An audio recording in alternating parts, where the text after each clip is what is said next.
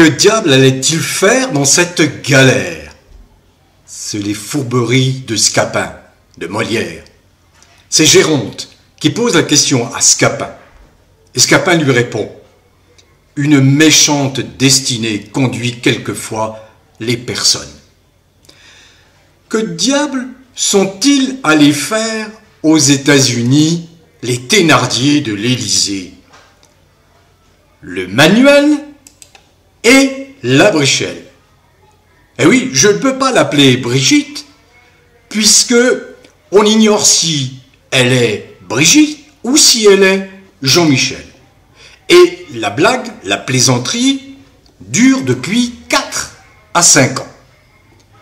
Alors ils sont allés, effectivement, ils se sont aventurés, bien imprudemment, selon moi et selon les observateurs de l'affaire Brichelle, bien imprudemment sur les terres états-uniennes pour affronter une grande journaliste remarquable d'intégrité qui s'appelle Candace Owens et qui, avec le concours de Xavier Poussard, qui est un des découvreurs du poteau rose de l'affaire Brichelle, eh bien, ont engagé une campagne d'information qui connaît un retentissement international.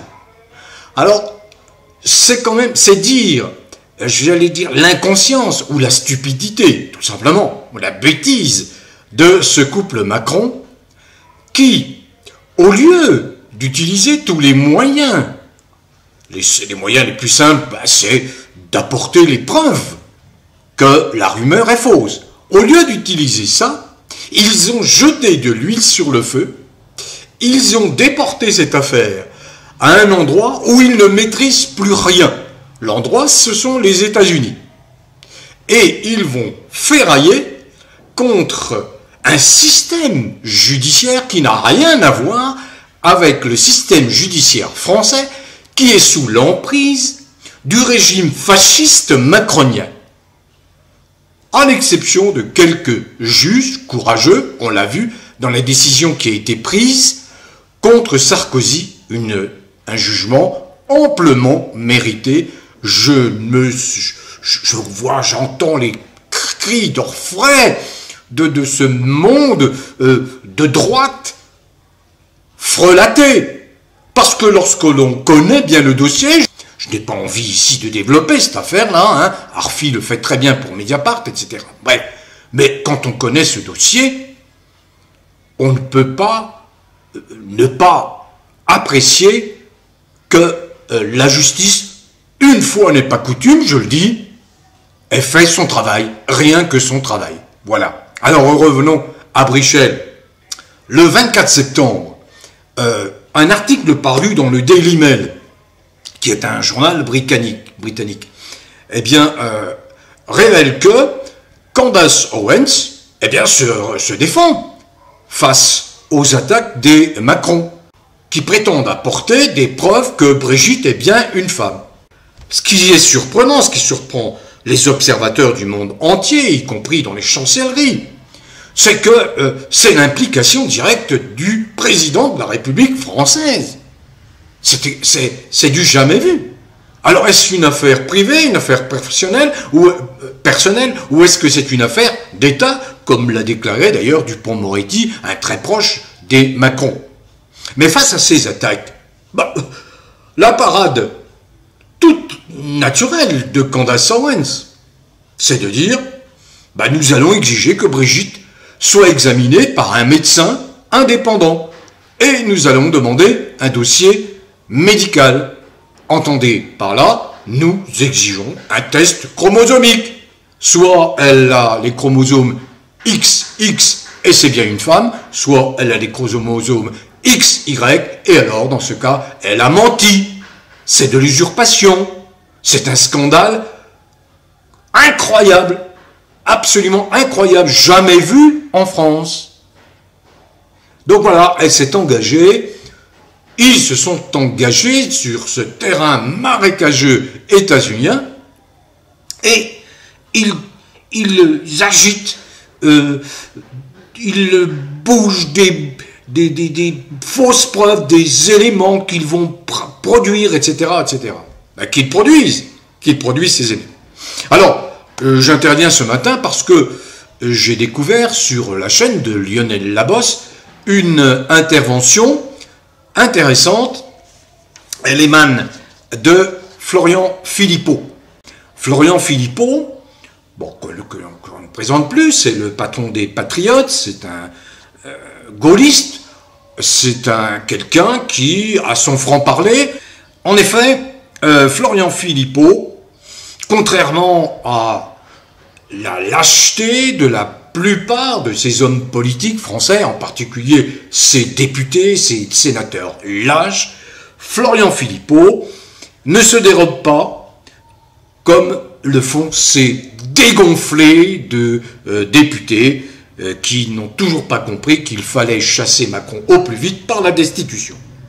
Donc je reprends un extrait de l'émission en direct de Florian Philippot, l'émission du 26 septembre, un extrait que vient de publier Lionel Labosse, qui est un des enquêteurs, un de ceux qui sont au centre de cette affaire Brichel, en compagnie, bien évidemment, avec Natacha Ray, Morad El-Hattab, Xavier Poussard, aujourd'hui Candace Owens. Vous aurez toutes les références dans le descriptif de ma vidéo, mais vous allez pouvoir découvrir cet extrait court de 5 minutes où Florian Philippot prend position. Prend position parce que Philippot est scandalisé, il est outré, parce qu'il s'agit là de l'image de la France, parce qu'on voit là l'intervention d'un président de la République pour une affaire qui ne concerne que sa ou son compagnon. Je ne vois pas en quoi les deniers, l'argent français devrait financer, c'est un des problèmes, financer ces frais de justice. Philippot parle de 6 000 $ de l'heure de l'avocat qui a été désigné pour défendre la cause des Macron. Alors bon, c'est vrai que depuis quelque temps, je reconnais, j'essaie de suivre Philippot de façon assidue, eh bien il est vrai que il s'engage, il ne se dérobe plus, il dit les choses, et ça c'est bien, ça tranche avec la lâcheté scandaleuse de ces parlementaires français.